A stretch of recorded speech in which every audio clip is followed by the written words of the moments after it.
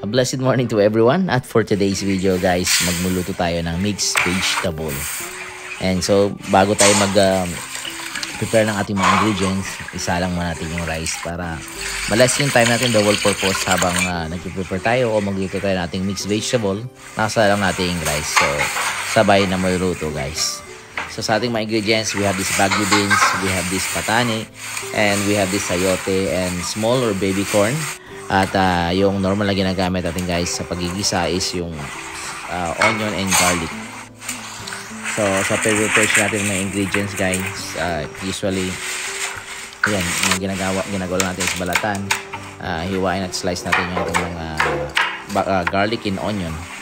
So sa ating mga viewers na hindi nakakalam guys sa pagbabalat ng ating sayote pala, o bago natin itong balatan o hiwain natin itong sayote natin, kakat natin pinakadulo. Ayun, katulad natin ginagawa ngayon, kakat natin pinakadulo niya para ma-remove natin yung pinakadagta guys bago natin siya balatan.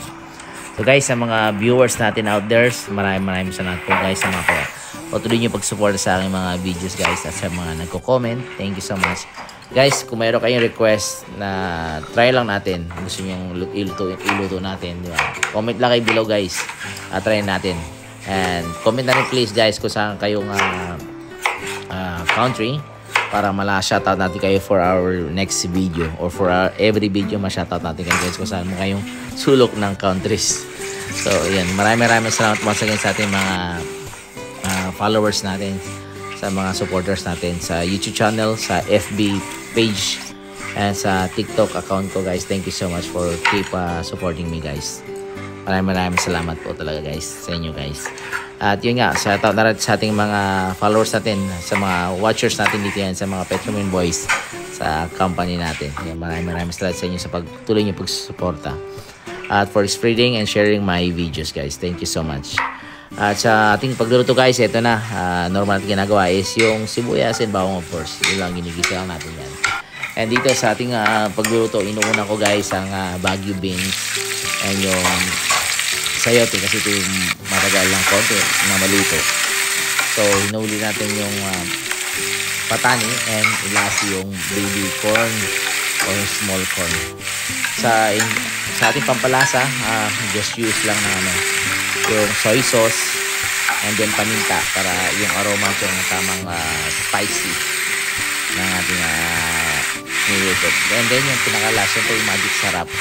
Siguro yung magic sarap anywhere ginagamit to, kasi ang magic sarap guys, kahit sa hindi man lahat but mostly pag nalagyan natin yung magic sarap yung niluto natin, talagang nagkakaroon talaga ng lasa talaga, ng yung ibang lasa talaga, masarap talaga siya, kaya magic sarap nga guys, di ba? Ayan, shoutout to our user of magic sarap guys, shoutout sa inyo. Ayan, so guys, ito very easy to cook naman ito guys, itong mixed vegetable. So try nyo na, hindi siya costly, talagang low cost lang talaga ito. So try nyo na, at ito pa is good health talaga, maganda sa ating health natin ang vegetable. So sa akin guys, advice sa pagluto ng gulay, akin mahilig kasi ako yung half cook lang, wag overcook. Mas masarap ang vegetable lang, tamang luto, or half cook lang talaga. So guys, try nyo na to, at ito, madali siyang lutuin lang, ilang minutes lang to naluto na kagad. So once again, thank you so much, and see you on my next video guys. Try nyo na to lutuin itong mixed vegetable. So thank you and for watching. Ingat kayo palagi guys, and God bless you all.